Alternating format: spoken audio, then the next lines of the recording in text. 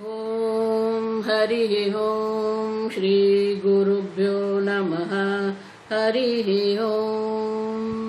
ॐ शन्नो मित्र शं वरुणः शन्नो भवत्वर्यमा शन्न इन्द्रो बृहस्पतिः शन्नो विष्णुरुक्रमः। नमो ब्रह्मणे नमस्ते वायो त्वमेव प्रत्यक्षं ब्रह्मासि त्वमेव प्रत्यक्षं ब्रह्म वदिष्यामि ऋतं वदिष्यामि सत्यं वदिष्यामि तन्मामवतु तद्वक्तारमवतु अवतु माम् अवतु वक्तारम्।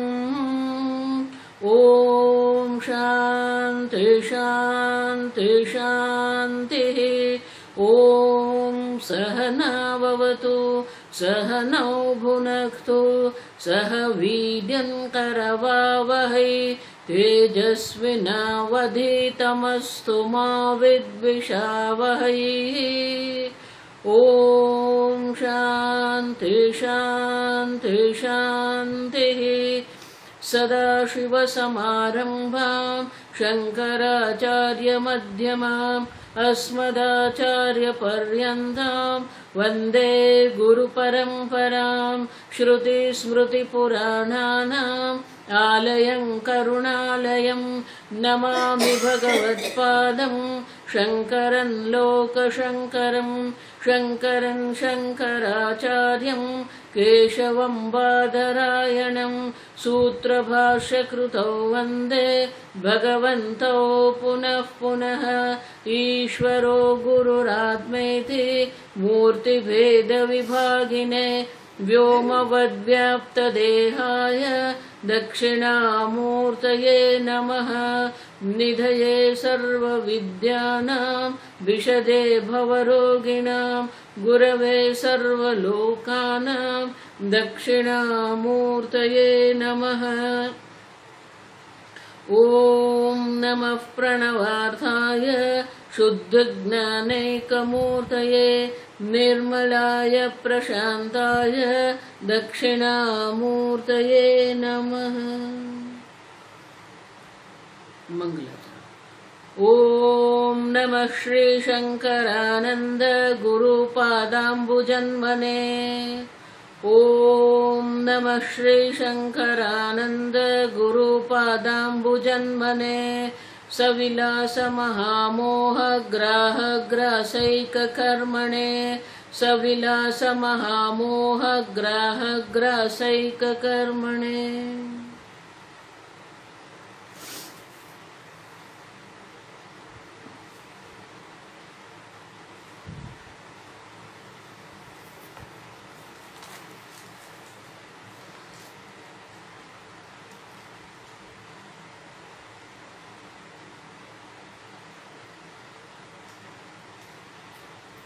श्लोक नंबर 46। यथा चेतन आभासः कूटस्थे भ्रान्तिकल्पितः अचेतनो घटादिश्च तथा तत्रैव कल्पितः तदेतदन्तेऽपि स्वत्वं हि पूरा वाक्य तत्तेदन्तेऽपि स्वत्वमिव त्वमहमादिषु तत्तेदन्तेऽपि स्वत्वम् इव त्वमहमादिषु सर्वत्रानुगते तेन तयोरप्यात्मेति चेत्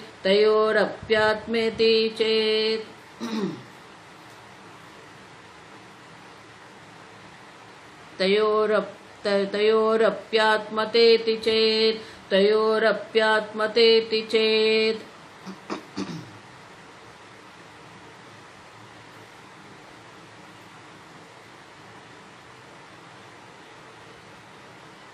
विद्याण मुनि कहते हैं जिस प्रकार से ये शरीर में जो चेतन दिख रहा है, ये चेतनता ये शरीर में दिखती है वो कल्पित है।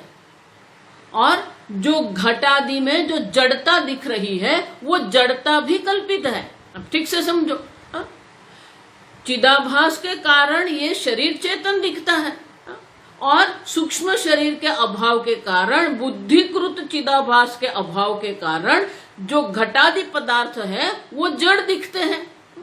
और इसीलिए विद्यारण्य मुनि कहते हैं जो जड़ता है वो भी कल्पित है और जो चेतनता दिख रही है वो भी कल्पित है। अब ठीक से समझो, चैतन्य सत्य है लेकिन जो जड़ता दिख रही है या जो चेतनता शरीर आदि में जो प्राणियों में दिखती है वो दोनों जो है वो सत्य नहीं है, वो कल्पित है। चिदाभास के कारण ये देह में चेतनता दिखती है लेकिन चेतनता ये देह का गुण धर्म नहीं है। अब समझो, उसी प्रकार से घड़े में सूक्ष्म शरीर नहीं है और सूक्ष्म शरीर के अभाव के कारण चिदाभास का अभाव है और चिदाभास के अभाव के कारण वो घटादि में जड़ता दिखती है हमें। लेकिन वो जो जड़ता, घटादि की जो जड़ता है उनका अधिष्ठान भी कूटस्थ चैतन्य है और ये जो देहादि जो चेतन दिखते हैं वो देहादि जो चेतन दिखते हैं उसका अधिष्ठान भी कूटस्थ चैतन्य है। और इसलिए कहते हैं कूटस्थ चैतन्य में जड़ता और चेतनता दोनों कल्पित है। अब समझो, यहाँ चिदाभास के कारण चेतनता कल्पित है, वहां चिदाभास के अभाव के कारण जड़ता कल्पित है। और इसलिए कहते हैं अचेतन घटादिश्च तथा तत्रैव कल्पितः तथा एव। अब समझो, इसीलिए जड़ता और चेतनता जो हम कहते हैं वो सत्य नहीं है। जो सत्य है वो तो असंग निर्विकारी कूटस्थ चैतन्य है जो सबका अधिष्ठान है। जड़ का अधिष्ठान भी चैतन्य है और ये देह का अधिष्ठान भी चैतन्य मात्र है। और इसलिए कहते हैं कि ये अलग है, वो जड़ता और चेतनता जो हमें दिख रही है वो चिदाभास का भाव और अभाव है। लेकिन घटादि में भी हम स्वयं शब्द का प्रयोग कर सकते हैं। घटः स्वयं न जानाति। अब देखो, घट जो है, घड़ा जो है वो जड़ है, फिर भी वहां कूटस्थ चैतन्य है और इसीलिए स्व शब्द का प्रयोग हम वहां कर सकते हैं। तो एक वादी जो है वो एक प्रश्न उठाता है। अभी उसके मन में देखो, ये विद्यारण्य मुनि जो हमें समझा रहे हैं कि स्व और अहंता, स्वत्वम और अहंता दो भिन्न है। विदा, आप देखो वो भिन्नता क्यों दिख रही है? तो स्व और अहम जो शब्द है व्याकरण की दृष्टि से पर्यायवाची है, समानार्थी है। लेकिन जब हम समझते हैं ये तो हमारी समझ में आता है कि जड़ के लिए भी हम स्वयं शब्द का प्रयोग कर सकते हैं लेकिन जड़ के लिए हम आत्मा शब्द का, अहंता का प्रयोग नहीं कर सकते। अब देखो, फिर भी एक वादी जो है वो प्रश्न उठाता है। तो इसीलिए अगले जो ये श्लोक है उसमें कहते हैं तद एतद अन्ते अपि स्वत्वमिव। अब देखो, तत् मानी ते, एतद मानी ये, यह, वह और यह दोनों में स्वत्वम है। अब देखो, तो वो जो है उसमें भी सत्य स्वत्वम है और यह जो कहते हैं उसमें भी हम देखते हैं। तो दोनों में हमने स्व देखा है। अब दोनों में जब स्व है, त्वम अहमादिषु, तो उसमें भी क्या होगा? त्वम मानी तू, अहम मानी मैं। अब देखो, तो स्व जो शब्द है वो सब जगह पर हम प्रयोग कर सकते हैं। वह के लिए भी है, यह के लिए भी है, तू के लिए भी है और मैं के लिए भी है। हमने देखा ना, त्वम स्वयं वीक्षस्व, तुम स्वयं देखो, अहम स्वयं न शक्नोमि, मैं स्वयं नहीं कर सकता हूं। अब देखो, तो कहते हैं तू में, यह में, वह में, अहम में, सब जगह पर वो स्व शब्द है। स्वत्वमपि त्वमादिषु सर्वत्र अनुगते तेन। सर्वत्र अनुगत है। स्व शब्द जो है, हम सर्वत्र लौकिक व्यवहार की दृष्टि से विचार करें तो हमारे अनुभव में है कि ये स्व शब्द जो है सर्वत्र हम देखते हैं। तो ये अगर ये स्व शब्द सर्वत्र है, तेन तयोः अपि आत्मा इति चेत, उसी प्रकार से आत्मा शब्द जो अहंता जो है, वो अहंता भी हम सर्वत्र देख सकते हैं। क्योंकि स्व और अहम जो है वैसे तो व्याकरण की दृष्टि से समानार्थी शब्द है, तो स्व की जगह पर अहम का प्रयोग क्यों नहीं कर सकते हैं? अब देखो, चेत चेत माने कि ये प्रश्न उठाते हैं, ये पूर्व पक्षी है लेकिन विरोधी नहीं है। अब समझो, वादी उसको कहते हैं। वादी है माने कि वो समझने के लिए एक प्रश्न उठाता है, कोई विरोध नहीं है, पूर्व पक्षी नहीं है वो, और इसीलिए उसको वादी कहते हैं हम। तो ये प्रश्न उठाता है कि जिस प्रकार से स्व शब्द है वो यह में भी हम प्रयोग करते हैं, वह में भी प्रयोग करते हैं, तू में भी प्रयोग कर रहे हैं, अहम में भी हम प्रयोग करते हैं, तो उसी प्रकार से तेन तयोः अपि आत्मा इति, तो फिर ये दोनों में हम आत्म शब्द का भी प्रयोग कर सकते हैं। क्यों नहीं कर सकते हम? सब जगह पर स्व का प्रयोग अगर हम कर रहे हैं तो आत्म शब्द का भी प्रयोग, हम अहंता का भी प्रयोग होना चाहिए। स्वत्व है तो फिर अहंता भी होगी। तो प्रश्न जो उठाया उसके प्रश्न का उत्तर अगले श्लोक में विद्यार्थी देते, ते आत्मत्वे अपि अनुगते। अब देखो, आत्मा जो है वही कूटस्थ चैतन्य है। वो जिस प्रकार से कूटस्थ चैतन्य सर्व का अधिष्ठान है, वही कूटस्थ चैतन्य आत्मा है। दोनों एक ही है, आप समझो। कूटस्थ चैतन्य और आत्मा चैतन्य दो नहीं है तो एक ही।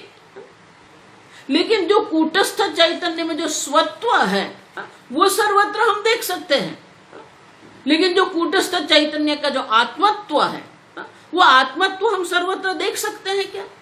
और इसलिए विद्यारण्य कहते हैं ते आत्मत्वे अपि, वो भी आत्म चैतन्य मात्र है। सर्वभूतस्थम आत्मानम सर्वभूतानि च आत्मनि, वो आत्मा है, आप समझो। लेकिन हम वहां आत्मा बोल सकते हैं क्या? जिस प्रकार से तू स्वयं देख, वो स्वयं देख रहा है, मैं स्वयं नहीं देख सकती हूं, तो ये स्वयं शब्द का हम प्रयोग करते हैं क्या? उसी प्रकार से हम आत्मा शब्द का प्रयोग कर सकते हैं क्या? और इसलिए विद्यारण्य कहते हैं ते आत्मत्वे अपि अनुगते, आत्मा भी सर्वव्यापी, कूटस्थ चैतन्य ही आत्मा है, और इसलिए आत्म स्वरूप से वो सर्वव्यापी सर्वत्र है। तदन्ते तस्तयोः, तो वो दोनों जो है, तद जो मानी वह, एतद मानी यह, तो दोनों जो है तयोः ततः आत्मत्वम, दोनों आत्मा तो है ही, जड़ भी आत्मा है, चेतन भी आत्मा है। तो आत्मत्व है, वहां पर हम मना नहीं कर रहे हैं, लेकिन जिस प्रकार से स्वत्वम का, स्वयं का प्रयोग हम कर सकते हैं, क्या आत्म शब्द का वहां प्रयोग हो सकता है क्या? और इसीलिए कहते हैं आत्मत्वम नैव संभाव्यम, भले ही आत्मा वहां पर है, आत्मा है, लेकिन आत्मत्व का वहां हम प्रयोग कर सकते नहीं है। जिस प्रकार से स्वत्व का प्रयोग हम वहां कर सकते हैं, उसी प्रकार से हम आत्मत्व का प्रयोग हम वहां नहीं कर सकते हैं। अब ये समझ देखो, इसलिए मैं कह रही हूं बहुत सुंदर है ये विश्लेषण, थोड़ा सूक्ष्म है लेकिन बहुत सुंदर विश्लेषण है ये, कि स्वयं शब्द का सर्वत्र प्रयोग होगा, लेकिन आत्मा, भले स्व और आत्मा, स्व और अहम दोनों एक समानार्थी है, फिर भी सर्वत्र हम स्वयं का प्रयोग कर सकते हैं, लेकिन आत्मा का प्रयोग नहीं कर सकते। और इसलिए कहते हैं आत्मत्वम नैव संभाव्यम, वो आत्मता जो है, उनका जो आत्मपना है। अब देखो, स्वपना हम कह सकते हैं, लेकिन आत्मपना हम वहां नहीं कह सकते हैं, न संभव, वो संभव नहीं है, आप समझो। क्यों? सम्यक्त्वादेह यथा तथा,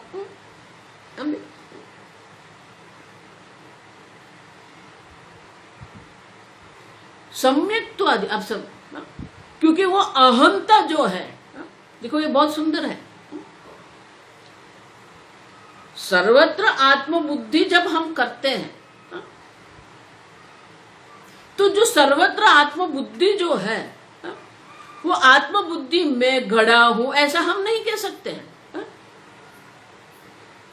वो सम्यक्त्व माने कि वो सम्यक माने समान, तो वो समानता जो है हम वो स्वीकार नहीं कर सकते हैं। आत्मत्व जिसको कहते हैं, स्वत्व का वहां स्वीकार है लेकिन आत्मत्व का वहां स्वीकार नहीं है। वो संभावना माने कि उनका स्वीकार हम नहीं कर सकते। आत्मा है वहां पर अनुगते भी, लेकिन घड़ा आत्मा है ऐसा हम कहेंगे नहीं। देखो मैं समझाती हूं। अब देखो, घड़ा भी जो है, घड़े में जो कूटस्थ चैतन्य है वो आत्मा है। तो सर्वभूतस्थम आत्मानम जब हम कहते हैं तो सर्व जो आत्मा है जब हम कहते हैं तो सम्यक माने कि एक है। अब देखो, ये जगत में तीन वस्तु है। देखो ये जो है ना, पहले ये बात मेरी समझ में, जीव मानी आप है, जीव मानी आप स्वयं है। ये जगत है जिसका आप अनुभव कर रहे हैं, और ये जगत आपने बनाया नहीं है। आप यहाँ ये जगत में आपका जन्म हुआ, उसके पहले से ही ये जगत तो है ही। तो ये जगत के बनाने वाला जगदीश्वर भी होना चाहिए। तो जीव है, जगत है और जगदीश्वर है। अब देखो, तो ये जगत जो है, जगत के उत्पन्न करने वाला जो है, जो कारण है, जगत कारण जो है वो कौन है? अभिन्न निमित्त उपादान कारण, वो ब्रह्म है। तो जब हम कहते हैं कि ये जगत अभिन्न निमित्त उपादान कारण है, तो जगत का अभिन्न निमित्त उपादान कारण होने के कारण क्या होगा? जिस प्रकार से ये घड़ा जब हम कहते हैं तो घड़े का जो कारण है वो मिट्टी है। तो मिट्टी से घड़े की क्या है?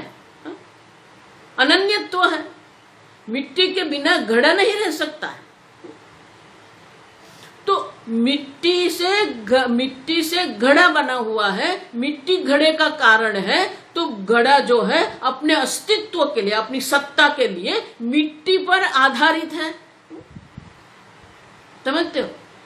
तो जब मिट्टी पर वो आधारित है तो घड़ा मिट्टी है, हम ऐसा कहते हैं। अब देखो, पहले ऐसा कहते हैं कि घड़ा है। देखो ये एक एक सोपान आप समझते जाओ। घड़ा है आप जब हम कहते हैं, फिर हम समझते हैं कि ये घड़ा जो है वो मिट्टी से बना हुआ है। अब जब घड़ा मिट्टी से बना हुआ है तो घड़ा जो है वो कार्य है और मिट्टी है वो कारण है। ठीक है? मिट्टी कारण है, उपादान कारण है, द्रव्य कारण है, और घड़ा जो है वो कार्य है। ये हमारी समझ। अब कार्य कारण दो हो गए, तो अभी आगे हम एक सोपान आगे जाते हैं। तो फिर घड़ा क्या है? घड़ा और मिट्टी दो है, क्योंकि कार्य कारण कह दिया हमने। तो मिट्टी कारण है और घड़ा जो है वो कार्य है। तो क्या कार्य और कारण दो है? नहीं, दो नहीं है। क्यों? क्योंकि मिट्टी से भिन्न घड़े का कोई अस्तित्व नहीं है।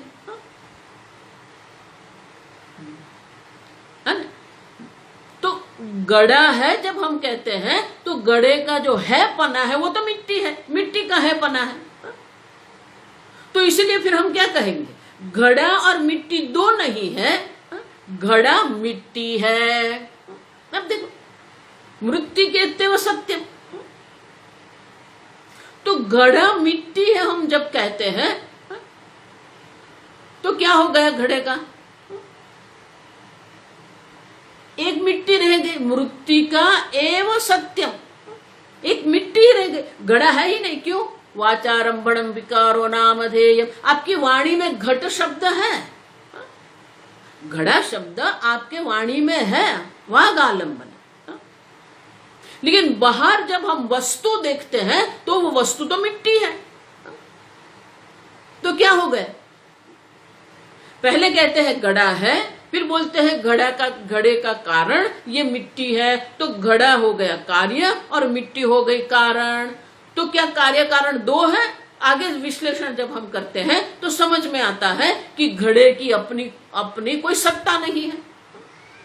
घड़े अपनी सत्ता के लिए मिट्टी पर आधारित है और इसलिए घड़ा मिथ्या है, और मृत्तिका जो है मिट्टी है वो सत्य है। और इसीलिए जो घड़ा जो है वो मिट्टी है। अब ये वाक्य जब आता है घड़ा मिट्टी है तो क्या हो गया? घड़े का दो का एक हो गया, लेकिन घड़ा क्या हो गया? घड़ा बाधित हो गया। हम देख के गए ये सब, घड़ा बाधित हो गया माने कि घड़े आपके अनुभव में आ रहा है लेकिन उनका कोई अस्तित्व नहीं है। जिस प्रकार से आप सूर्योदय देख सकते हो, सूर्योदय आपका अनुभव है, लेकिन अगर हम वास्तविकता देखने को जाइए तो समझ में आता है सूर्योदय है ही नहीं। अब दिखता है लेकिन नहीं है। उसी प्रकार से घड़ा हमें दिखता है, घड़े हमारे अनुभव में आ रहा है, घड़े हमारे व्यवहार में भी है, क्योंकि घड़े में हम पानी भरते हैं, मिट्टी में पानी नहीं भरते हम। अब समझते? तो आप अनुभव में है, व्यवहार में है, फिर भी आप जब सत्य का अनुसंधान करते हैं, सत्य का विश्लेषण हम करते हैं, विवेक विचार जब हम करते हैं तो हमारी समझ में आता है घड़ा नहीं है, घड़ा मिट्टी है। जब घड़ा मिट्टी है हम कहते हैं तो वो जो घड़ा है वो बाधित हो गया है ना। अब देखो, तो ब्रह्म जगत कारण है, अभिन्न निमित्त उपादान कारण ब्रह्म है, तो ये जगत जो है वो ब्रह्म मात्र है। ये जगत जो है वो ब्रह्म है। तो जब जगत ब्रह्म है हम कहते हैं तो ये जगत जो है वो बाधित हो गया। समझ गए? तो अब जगत जो है वो तो बाधित हो गया।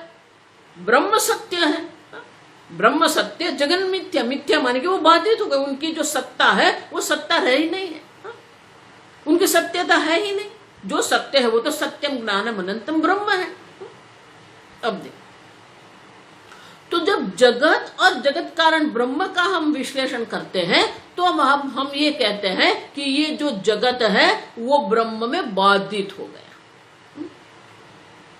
अब देखो, अब जगदीश्वर जो ब्रह्म है और जीव आप है, तो आप और ब्रह्म जो है, तो आप जो है वो चैतन्य है, आप जो है वो चैतन्य स्वरूप है, आपका जो अस्तित्व है वो सत्य है। आप स्वतः सिद्ध स्वप्रकाश चैतन्य स्वरूप आत्मा है। लेकिन वो आत्मा जो है वो अभी क्या हो गया? अज्ञान के कारण, अविद्या के कारण उनकी जो सत्यता है वो तीनों काल में जगह पर एक काल में हो गई। वर्तमान काल में मैं हूं, पहले मैं नहीं था, अभी मैं हूं, बाद में मैं नहीं रहूंगा। अब देखो, तो आपकी जो सत्ता है वो एक काल में मर्यादित हो गई। और आप जो चैतन्य स्वतः सिद्ध स्वप्रकाश चैतन्य स्वरूप आत्मा है उसको आपने क्या कर दिया? एक देह में मर्यादित करके रख दिया। ये जो त्वचा है, त्वचा के बाहर मैं नहीं हूं। अब देखो, तो आपकी सत्ता को आपने काल में मर्यादित करके रखा है। आपका जो चैतन्य है उसको आपने एक देश में, एक देह में मर्यादित करके रखा है। तो आपकी जो सत्ता है वो कैसी है? सदैव सत्यम, वो निर्विकारी, त्रिकाले भी तिष्ठति सत, तीनों काल में निर्विकारी सत्य आप है। तो ये विशेष ज्ञान आपको प्राप्त करना है। सामान्य ज्ञान तो है, मैं हूं, ये सबको पता है, सब जानते हैं मैं हूं।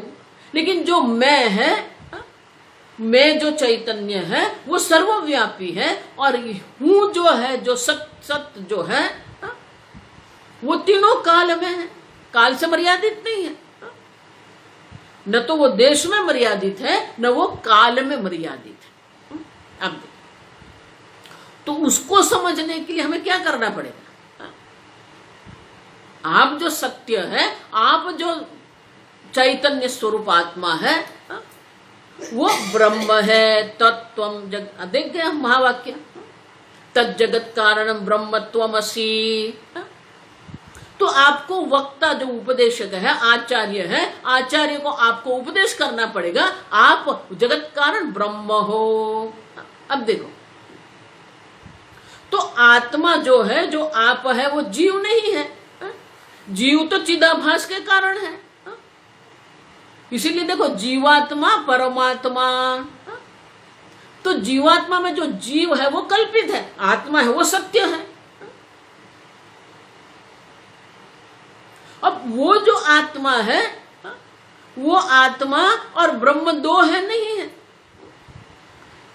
इसलिए मैंने कहा ना आगे कि आप जो आत्मा चैतन्य है और वो जो कूटस्थ चैतन्य है, वो दोनों एक ही है, दो नहीं है। लेकिन जब हम कहते हैं, अभी ठीक समझो, जब हम कहते हैं कि आप ब्रह्म है, तो घड़ा जगत ब्रह्म है, ये वाक्य है, इसमें जगत बाधित हो गया, जगत बाधित हो गए। लेकिन आप ब्रह्म है जब मैं कहती हूं, तो क्या आप बाधित हो गए? नहीं। समझ में आता? तो जगत ब्रह्म है जब हम कहते हैं, संपूर्ण विश्व ब्रह्म मात्र है जब हम कहते हैं, तो वहां भी समान अधिकरण है, माने कि एक ही विभक्ति है।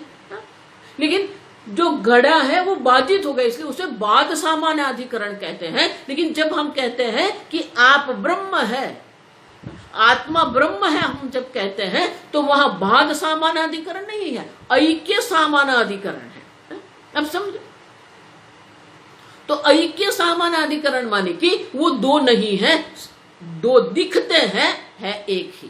कूटस्थ चैतन्य जिसको हम कहते हैं, जीव चैतन्य जिसको हम कहते हैं, वो दो दिखते हैं, है एक ही। समझ में आता? वहां वो घट जगत जो है वो बाधित हो जाता है, लेकिन यहाँ जीव बाधित नहीं होता है। जीव और ईश्वर का ऐक्य का ज्ञान है। जीव और ब्रह्म का, जीव और ईश्वर का ऐक्य का ज्ञान हमें होता है, और वो ऐक्य ज्ञान है। अब देखो, तो जीव और ब्रह्म में ऐक्य का ज्ञान है, माने कि मैं ब्रह्म हूं, अहम ब्रह्मास्मि। अब देखो, तो कूटस्थ चैतन्य और जीव चैतन्य दो नहीं है, एक ही है। अब मैं जो हूं, अब देखो, अभी ये क्यों विद्यार्थी मुनि ऐसा कहते हैं कि स्वयं शब्द हम सर्वत्र प्रयोग कर सकते हैं, क्योंकि वो कूटस्थ चैतन्य है। लेकिन आत्मा शब्द जो है वो कहता है कि नहीं, दोनों पर्यायी है, तो आत्मा शब्द का प्रयोग भी हम वहां कर सकते हैं। तो बोले कि नहीं हो सकता है, न संभाव्यम। अब देखो, क्यों? सम्यक्त्वादि। अब देखो, तो जगत और आप जो है उसमें ऐक्य नहीं है। आप समझते हो कि वो कूटस्थ चैतन्य जो सर्व का अधिष्ठान है वो मैं हूं, लेकिन आत्मत्वम जो है वो वहां हम प्रयोग नहीं कर सकते हैं। और इसलिए विद्यार्थी मुनि कहते हैं, समझ में आया कि यथा सम्यक्त्वादेः तथा तयोः आत्मत्वम न संभाव्यम। अब देखो, जो आत्मत्व जो है वो आत्मत्व का प्रयोग हम वहां नहीं कर सकते हैं। ब्रह्म का कूटस्थ चैतन्य का शब्द का प्रयोग हम कर सकते हैं, स्वयं का हम प्रयोग कर सकते हैं, आत्मत्व का, अहम बुद्धि का प्रयोग हम वहां नहीं कर सकते। अब सब, और इसलिए कहते हैं कि यहां भी दोनों का समान नहीं है। सम्यक जीव और ब्रह्म में ऐक्य है, जगत और जीव में ऐक्य नहीं है, बाधित जगत है। देखो, इसलिए पहले जगत ब्रह्म है और फिर वो ब्रह्म मैं हूं, ये प्रक्रिया है। लेकिन आत्म शब्द का प्रयोग हम घटादि में नहीं कर सकते। आत्मा शब्द का प्रयोग हम ब्रह्म के लिए कर सकते हैं, कूटस्थ चैतन्य के लिए कर सकते हैं, लेकिन आत्मा शब्द का प्रयोग हम कभी भी घटादि में नहीं कर सकते हैं। और इसलिए कहते हैं न संभाव्यम, ये संभव नहीं है, क्योंकि आत्मा में वो और यह ये हम स्वीकार नहीं कर सकते। आत्मा तो मैं हूं। जब आत्मा शब्द को, इसलिए मैं कहती हूं आत्मा शब्द का अर्थ है मैं। हिंदी में कहते हैं मैं, गुजराती में कहते हैं हूं, अंग्रेजी में वो कैपिटल आई है। तो वो जो आत्म शब्द है, वो आत्म शब्द का प्रयोग आप घटादि में नहीं कर सकते हैं। और इसलिए कहते हैं तत्, तत् मानी वो, वह, ए तद यह। अब तो वह यह जो शब्द का हम प्रयोग करते हैं, इदंत्वम। अब देखो, तो इदंत्वम जब हम कहते हैं, वह पना जो है, यह पना जो है, तो यह पना वह पना, वहां आत्मा का शब्द का प्रयोग हम नहीं कर सकते, स्वयं शब्द का प्रयोग कर सकते हैं। और इसलिए विद्यारण्य मुनि कहते हैं कि ये दो अलग समझना पड़ेगा आपको। स्वयं शब्द सर्वत्र है, क्योंकि कूटस्थ चैतन्य सर्वत्र है, लेकिन त्वम आत्मा शब्द जो है, उनका प्रयोग हम और जगह पर नहीं कर सकते हैं।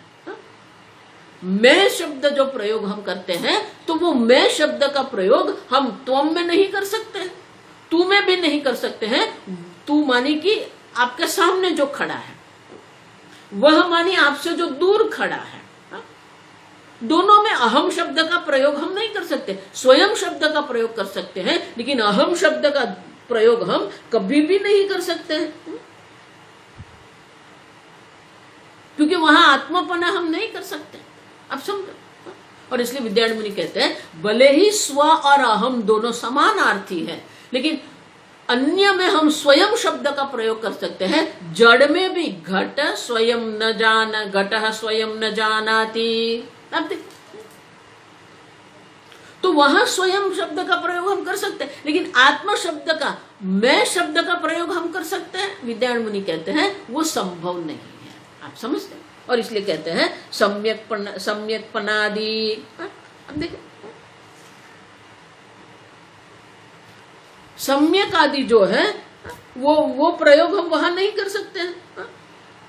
क्यों नहीं? आगे समझाते हैं, आगे वही बात कहते हैं। अब देखो इसीलिए ब्रह्म सूत्र में जो संगति भाष्य है, अध्यास भाष्य जिसको कहते हैं, वो अध्यास भाष्य में कहते हैं अस्मद युष्मद प्रत्ययो हो। अस्मद मानी मैं, युष्मद मानी तू। अब देखो वो दोनों क्या है? तमः प्रकाशवद विरुद्ध स्वभावयो हो, विरुद्ध है। स्वयं शब्द सर्वत्र आप प्रयोग कर सकते हो,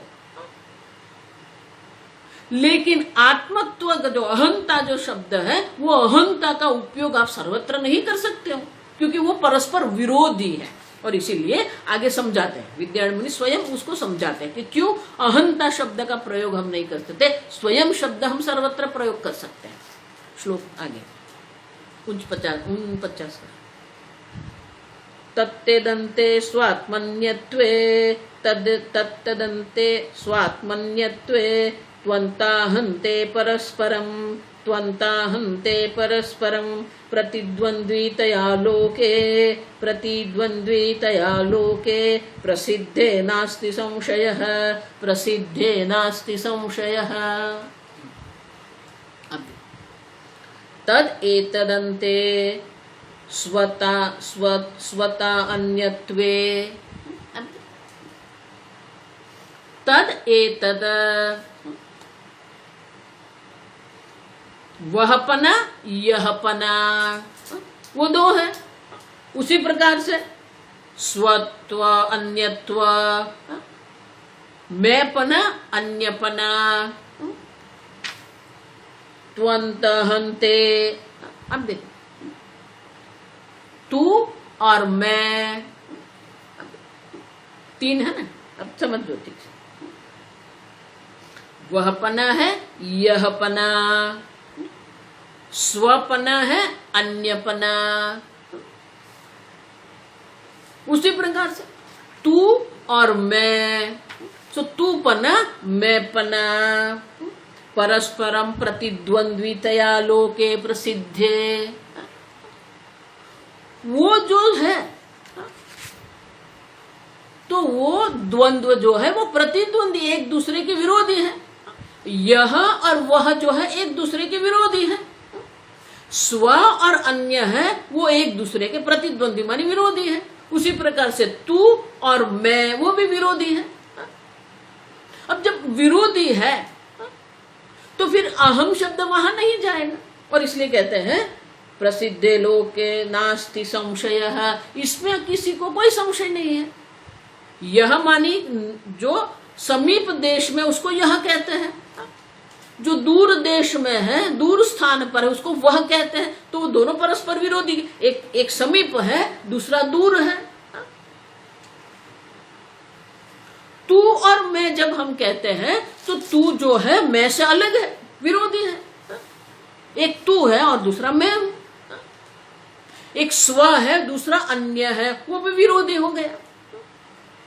अब इस प्रकार से जगत में हम ये देखते हैं कि ये द्वंद्व प्रतिद्वंद्वी है। यह वह, स्व अन्य, ये स्वजन है, ये परजन है, ये मैं हूं, ये तू है। तो विद्यान मुनि कहते हैं कि हम लौकिक की बात कर रहे हैं तो हम ये समझते हैं कि ये परस्पर विरोधी है। अब जब परस्पर विरोधी है तो स्वयं का प्रयोग हम कर सकते हैं, लेकिन अहंता का प्रयोग हम वहां नहीं कर सकते हैं। और इसीलिए स्व और अहम अलग है। स्वयं जो है वो कूटस्थ चैतन्य सर्वत्र होने के कारण वो स्वयं शब्द का प्रयोग हम वहां कर सकते हैं, लेकिन अहमपना जो है, अहंता जो है, उनका प्रयोग हम वहां नहीं कर सकते। और इसलिए कहते हैं कि ये सब परस्पर विरोधी है।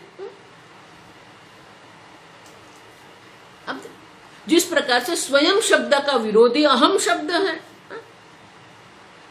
अहम शब्द, स्वयं शब्द का प्रयोग विरोधी अन्य शब्द है, और तू शब्द का विरोधी अहम है, मैं हूं। स्व और अन्य, तू और मैं, दोनों परस्पर कैसे हैं? विरोधी है। अब जब विरोधी है तो फिर वो वहां पर अहम शब्द का प्रयोग हम नहीं कर सकते, और इसीलिए आगे के श्लोक में दर्शाते हैं अन्यतायाः प्रतिद्वन्द्वी, अन्यतायाः प्रतिद्वन्द्वी स्वयं कूटस्थ इष्यताम्, स्वयं कूटस्थ इष्यताम् त्वन्तायाः प्रतियोग्येशः, त्वन्तायाः प्रतियोग्येशः अहमित्यात्मनि कल्पितः, अहमित्यात्मनि कल्पितः। अन्यतायाः प्रतिद्वन्द्वी स्वयं कूटस्थ इष्यताम्। अन्यता का जो प्रतिद्वंद्वी है वो स्व है, स्व और अन्य। अब देखो, लेकिन स्व जो है, जो स्व है और जो अन्यता है, दोनों जो है वो स्वयं शब्द जो है उनका अर्थ कहाँ जाता है? कूटस्थ, कूटस्थे इष्यताम। वो शब्द का अर्थ जो है वो कूटस्थ चैतन्य है। लेकिन त्वन्तायाः प्रतियोग्य येषः अहमिति, त्वन्ताया माने की, त्वन्ता माने की तूपना, और आत्मता अहमपना। तो वो दोनों तो प्रतियोगी, प्रतियोगी माने कि एक दूसरे के विरोधी हैं। तू पना है वो सामने वाले को हम कह रहे हैं, और मैं पना हूं वो चिदाभास के लिए है। आत्मनि कल्पितः। अब देखो, तू परस्पर है। अब जब यह घट हम जब कहते हैं ये अयम घटः, तो अयम घटः जब हम कहते हैं या त्वम देवदत्तः, तो वहां अहम नहीं जा सकता है। अयम घटः में भी अहंता हम प्रयोग नहीं कर सकते। त्वम देवदत्तः जब हम कहते हैं, त्वम शब्द से ही हम कह रहे हैं, वो अहम नहीं है। समझ में आया? त्वम शब्द का प्रयोग ही कहता है, तू शब्द का प्रयोग ही दर्शाता है कि वो अहम नहीं है। अब जब वो अहम नहीं है तो फिर वहां अहंता का प्रयोग न संभव नहीं है। स्वयं का प्रयोग शब्द है, देवदत्तः स्वयं पश्यति, लेकिन देवदत्त अहम नहीं कह सकते हम, क्योंकि वो परस्पर विरोधी है। अयम घटः जब हम कहते हैं तो वो अयम घटः जो है वो भी अहम से विरोधी है वहां पर, और इसलिए कहते हैं कि ये कूटस्थ में जो अन्यतायाः प्रतिद्वंद्वी स्वयं कूटस्थ इष्यताम्, तो अन्य जिसको कहते हैं वहां पर भी वो स्वयं शब्द का हम प्रयोग करते हैं, और वो जो स्वयं शब्द का जब हम प्रयोग कर रहे हैं उसमें कूटस्थ चैतन्य के कारण हम स्वयं शब्द का प्रयोग कर सकते हैं, लेकिन आत्मापना वहां नहीं है, और इसीलिए अहम शब्द का हम प्रयोग वहां नहीं कर सकते हैं। स्वयं शब्द का प्रयोग कर सकते हैं, अहम शब्द का प्रयोग हम नहीं कर सकते हैं।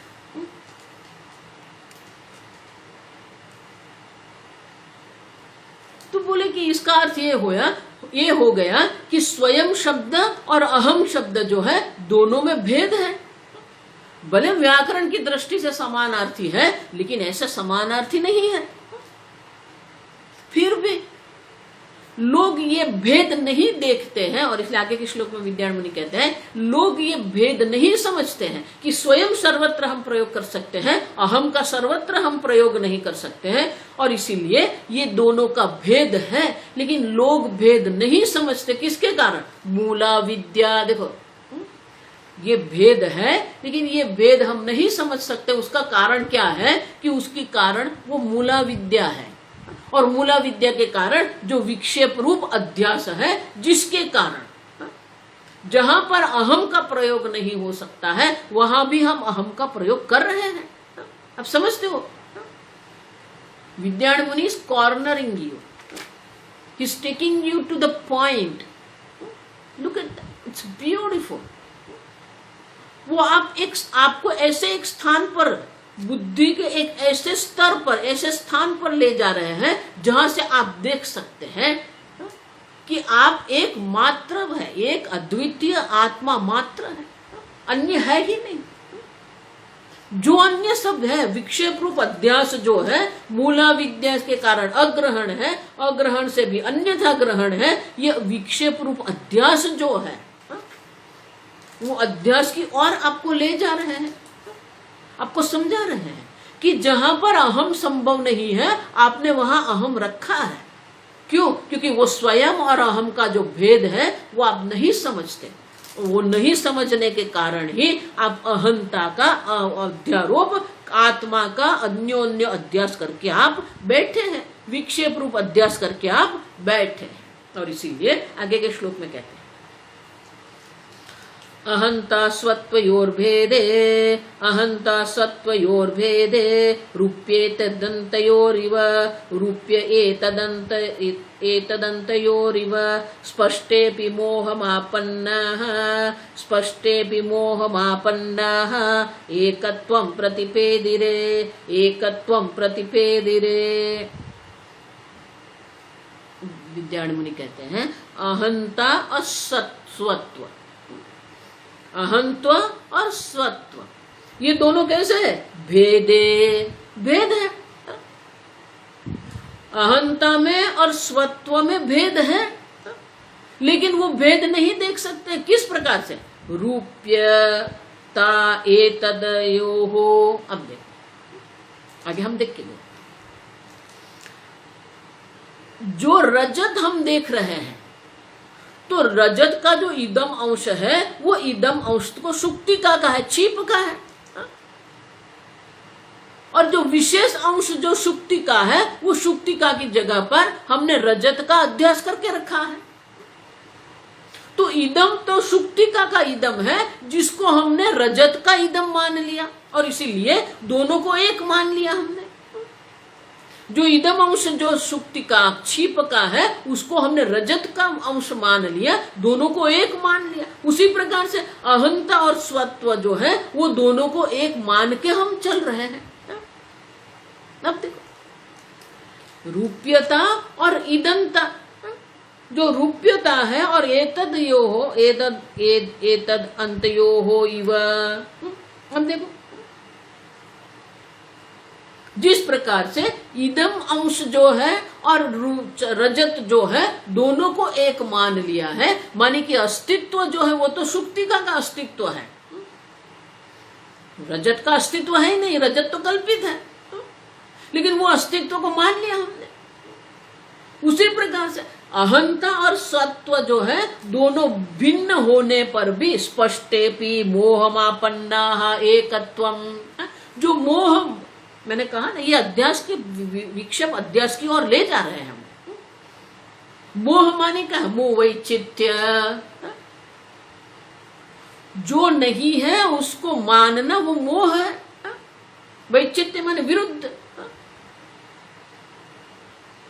मोहमापन्ना, मोहमापन्ना माने कि मोह में ऐसे हम पड़े हुए हैं, मोह में ऐसे निमग्न होकर बैठे हुए हैं कि वो जो स्पष्ट है, भेद स्पष्ट है, स्वयं और अहंता का भेद स्पष्ट होने पर भी मोह से ऐसे, मोह में हम ऐसे निमग्न होकर बैठे हैं, मोह से हम ऐसे मोहित होकर बैठे हैं, एकत्वम प्रतिपेदिरे, वो एकत्वम ही मानने लगे। दो अलग होने पर भी हम दोनों को एक मानते हैं। क्यों? मोह हो गया है, अविवेक है। अब विक्षेप अध्यास है, विवेक अविवेक है, अविवेक के कारण ही दो अलग देखने की जगह पर दोनों को एक ही देख रहे हैं। और इसीलिए कहते हैं कि ये जो मूला विद्या है, जिसके कारण जो विक्षेप रूप जो अविद्या है, उसके कारण अविवेक हुआ है, अविवेक के कारण जो दो अलग है दोनों को हम एक देख रहे हैं। अब सुनिए, जो नहीं है उसको हम देख रहे हैं और उसको है मान रहे हैं। रजत नहीं है, लेकिन आप जो अस्तित्व आप किसका मानते हैं? रजत का अस्तित्व आप मान रहे। इदम अंश माने अस्तित्व। जो रजत का अस्तित्व ही नहीं है वो रजत का अस्तित्व आप मान रहे हैं। उसी प्रकार से स्व और अहम जो है वो अलग है, फिर भी हम दोनों को अलग नहीं देख सकते और दोनों को एक ही मान के हम चल रहे हैं। और इसीलिए कहते हैं दोनों का एक ही रूप में हम प्रतिपादन भी करते हैं। स्वयं और अहंता जो है वो दोनों अलग अलग होते हुए भी हमें एक ही दिख रहा है और एक ही हम मान के चल रहे हैं, और उसी प्रकार से हम व्यवहार भी करते हैं। अब देखो, स्वयं और अहंता को एक मान के ही हम पूरा व्यवहार कर रहे हैं, और हम मान रहे हैं कि हमारे जैसा बुद्धिमान कौन? अब देखो, जो नहीं है उसको देखते हैं और अपने को बुद्धिमान मान रहे हैं। और इसीलिए कहते हैं आगे कहीं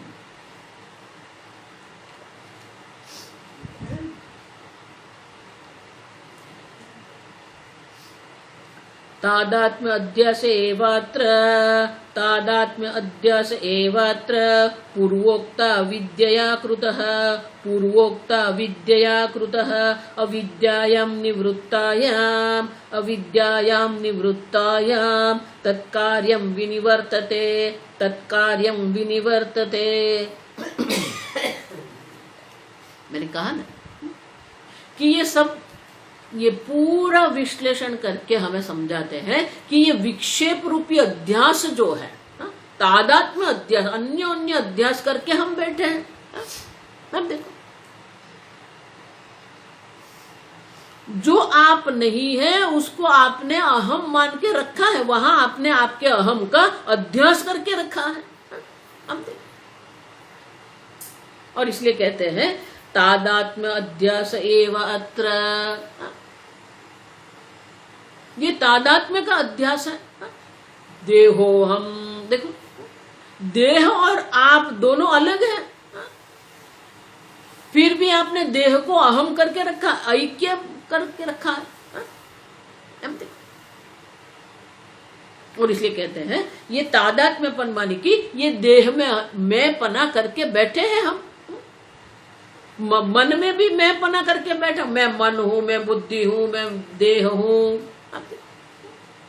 तो सब में हमने अहम बुद्धि करके रखी है, देहात्म बुद्धि जिसको कहते हैं। ये देहात्म बुद्धि, स्थूल देह में भी अहम बुद्धि करके बैठे हैं हम, और सूक्ष्म देह में भी हम अहम बुद्धि करके बैठे हैं, और इसलिए उसको देहात्म बुद्धि कहते हैं। देह में आत्म बुद्धि करके, अहम बुद्धि करके हम बैठे हैं।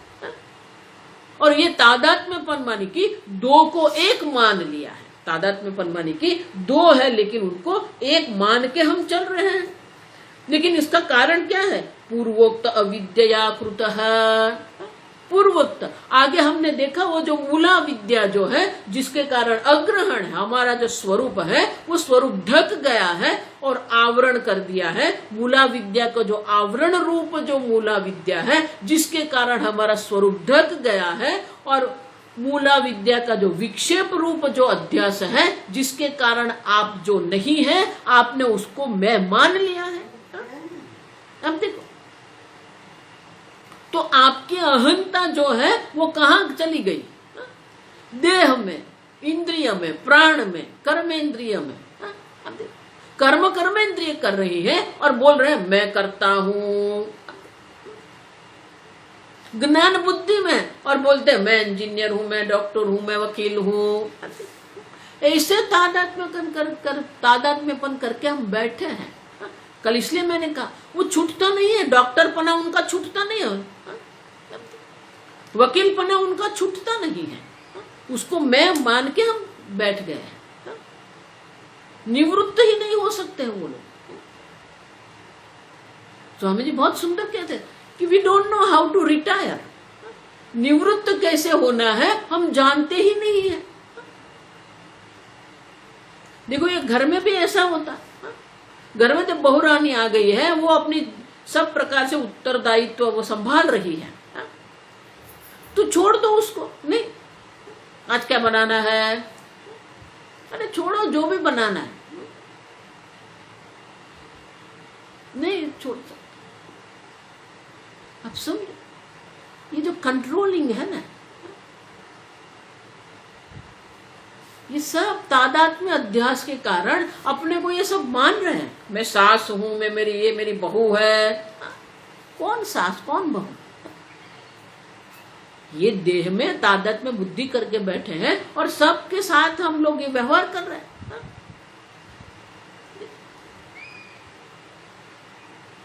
मन के स्तर पर, बुद्धि के स्तर पर, प्राण के स्तर पर, इंद्रियों के स्तर पर, देह के स्तर पर, हर स्तर पर हम लोग ये हम करके बैठे हैं, तादात्म्य करके बैठे हैं और छूट नहीं सकते हम लोग। बड़े बड़े लोग मैंने देखे, वो नहीं कर सकते। इतना ही नहीं, आप समझो ठीक से, ये भागवत कथा करने वाले हमारे जैसे वेदांत के आचार्य है, वो भी जब आचार्य, वेदांत आचार्य, लेकिन जब प्रवचन नहीं होता तो खालीपना उनको भी लगता है। नहीं होना चाहिए।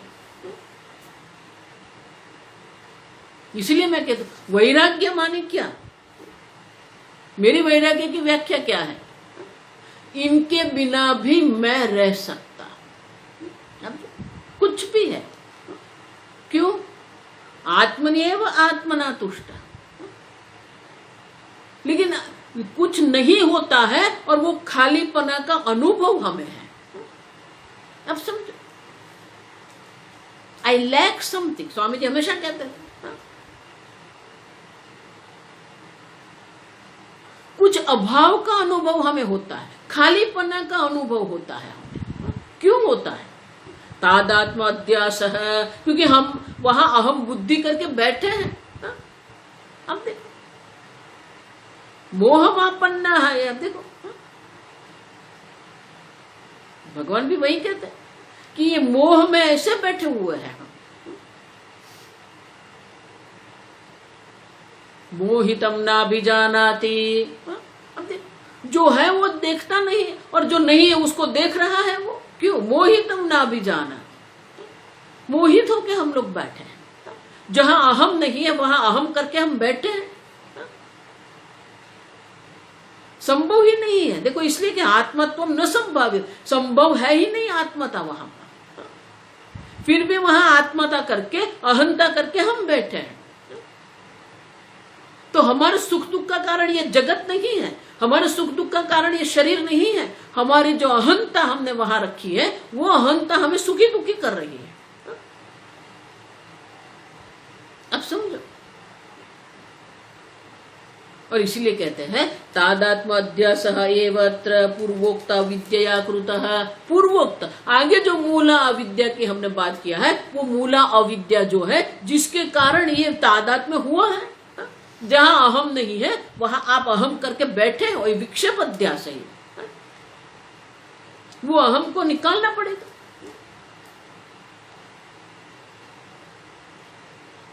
अविद्यायाम निवृत्तायाम तत्कार्यम विनिवर्तते। लेकिन ये जो विक्षेप अध्यास है, वो विक्षेप अध्यास कब तक रहेगा? ये तादात्म्यपन का अध्यास कब तक रहेगा? ये अहम बुद्धि कब तक रहेगी? जब तक कारण की निवृत्ति नहीं होती है तब तक कार्य की निवृत्ति होती नहीं है। कारण नाश है कार्य नाश है। जब तक कारण बैठा हुआ है, क्या? अविद्यायाम। जब तक अविद्या देवी बैठी है, ये तादात्म्य अध्यास की निवृत्ति संभव नहीं है, विक्षेप अध्यास की निवृत्ति संभव नहीं है।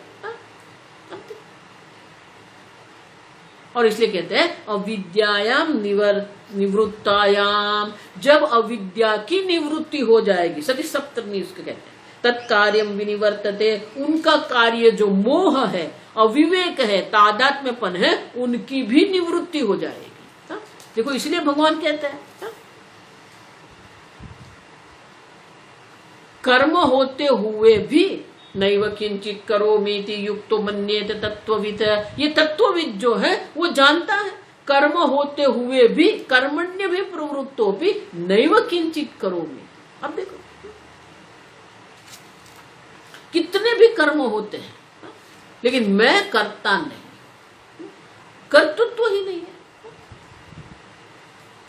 न कर्तृत्व न कर्माणि न कर्म फल संयोग। आप समझो, कर्तृत्व नहीं है तो कर्म भी नहीं है, और कर्म नहीं है तो कर्म फल का संयोग भी संभव नहीं है। अब समझो कितने भी कर्म होते हुए भी हत्वा सईमान लोगों का न करोति न लिप्यते,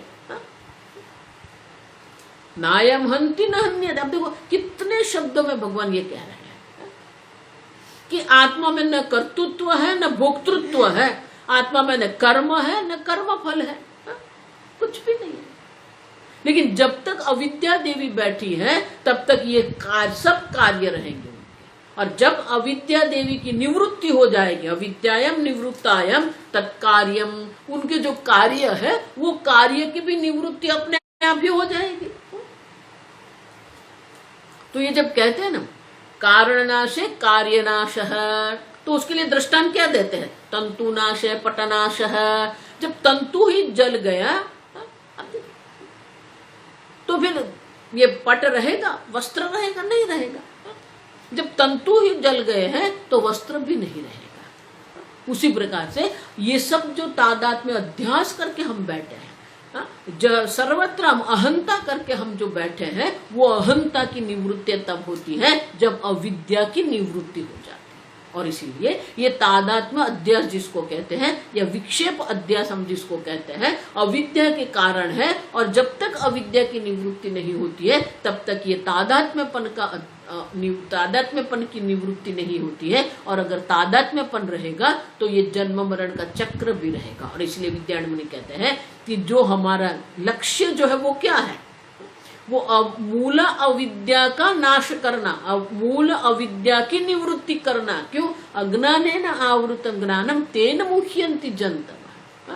देखो भगवान भी यही कहते हैं कि अविद्या के कारण ही मोह है, और मोह की निवृत्ति, जब तक अविद्या की निवृत्ति नहीं होती है तब तक मोह की निवृत्ति की कोई संभावना नहीं है।